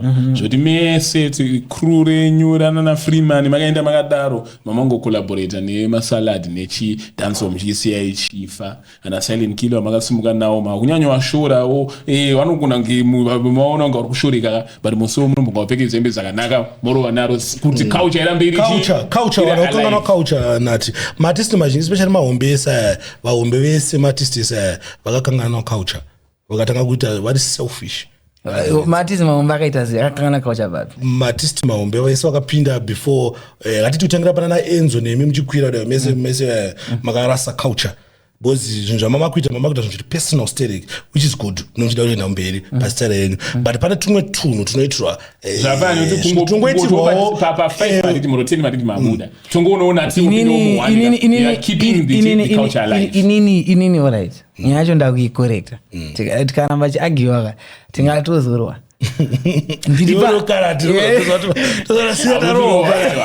ndiri paridhim izvezvi ane ridhim riri kuya rakaipa ndiripo thank you ndochemo cheche kuti akumanaka pane zvimwe zvamunongoitirawo culture wafana wazongoteerewo wachizongoitawo zvinhu zvavo uye kuti ndechokwadi zvamataura juggling culture yemaridhim inonzi juggling culture ikaisa juggling yanga yatofund why because ira yacho iyo time ndokudza chokwadi sparks time iyo why isisata kuizita juggling waiti ukaenda pajuggling omuka mangwana makiseni wakutanga kukombewa nemfano wakidza bhazi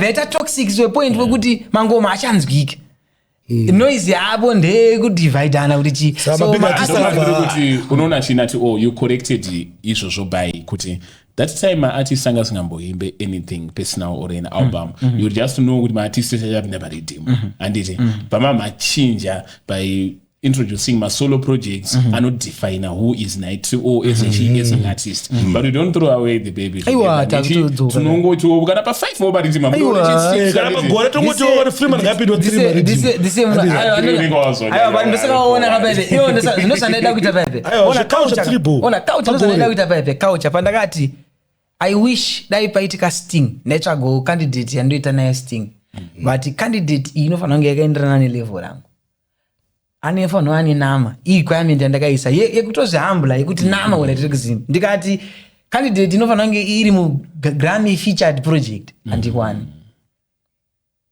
but fix kuti wakato challenge awoka kuti culture yarembera ndazopesira ndatichi nyaya yangu naFreeman mkomo wangu HKD adaira nyaya ndamuti iwe kana wakaipa tune fi tune izvezvi enda kuna tamuka kana uno skid ndoenda na tamuka kana ndoenda na skid tune fi tune ngatimbopondana 3-3 for the culture for the culture sekuti Freeman kana achitoda mkomo wangu kana undinzwa Freeman mkomo wangu haasi kudaro my big brother for the culture indi kuti wana unhu wakaenda kuwena kupinda vanhu stere muculture ivacuum rekuti zviro zvachakwanisa kuita nharo dzemangoma taakuita nharo dzema lifestyle for the culture and I even sit down takazosangana because na Freeman atina daka tina grudge we always play like that tine humor tonzwisana tokona totukana ende vaye vanoganira vanogona kuda kunono shandisa opportunity yoyo kuda kupesanisa but tatoribo ndakatomuti on a serious note futi tune fi tune you HKD bas and me mune manama indine manama let's go for the culture timbo mutsa culture ndio andikutaura inini ndo pana nyaya yangu rhythm rakazwana tamuka rimwe rakazwana no skid rimwe rakazirwa na anzani kana simplex kana nani anyone arugaza rhythm popinda vanhu obvarana zvemangoma zvemusic culture yomuka manje zvimwe ngomfana unzi KQ boys producer arutase ko producer I think inato mbana unzi KQ afana mboti njamba muti tombo usangana mstudio something amanga sangana mstudio komfana nonzi infinity umzia akaipa futhi infinity akazira too much na tamuka akaipa infinity akaipa unsia I think it's now sanga ndikuti mzobho notakatasa infinity na KQ ndatichibarai hanzi na mkomata unprofessional tamba chitara nyaya panto zinoitika kana podcast ine substance chinaka because munobata maangles akawanda ndio zvinoitika kana podcast tiri echi substance ine substance we are natoyapa nambo apa nadzimwenya apa nakadzitaura data tagira pamwe tinoona kudzoka bozi nyaya dzapera ndichadzoka ava nangokamura pane zvimwe chazedza catch up apo